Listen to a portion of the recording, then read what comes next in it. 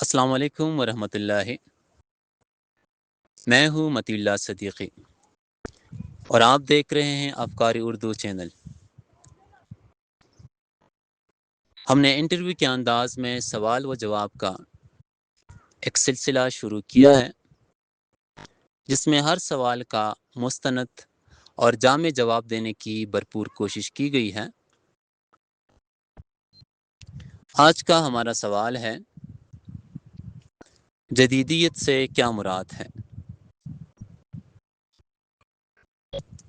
عصری شعور، اپنے دور کے مسائل، صنعتی اور مشینی رجحان سے پیدا ہونے والے رویوں کے تحت جو ادب تخلیق کیا جاتا ہے اسے جدیدیت کہتے ہیں۔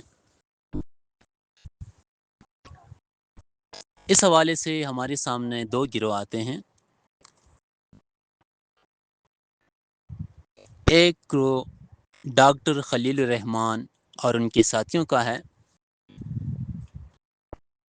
جن کا کہنا ہے کہ اپنے دور کے مسائل یا نئی ضروریات کے تحت جو ادب تخلیق کیا جائے گا وہ جدیدیت کے زمرے میں شمار ہوگا۔ دوسرا گروہ ڈاکٹر شمس الرحمن فاروقی کا ہے۔ ان کا کہنا ہے کہ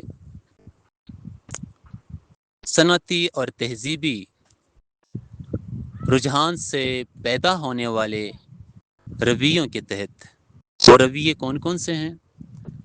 ان رویوں میں مایوسی، محرومی، تنہائی وغیرہ شامل ہے۔ ان رویوں کے تحت جو ادب تخلیق کیا جاتا ہے وہ جدیدیت کے زمرے میں آتا ہے۔ میں نے مقدور بر کوشش کی ہے کہ ان ناقدین کے خیالات کو یکجا کر کے ایک جامع جواب دینے کی کوشش کی گئی ہے۔ شکریہ۔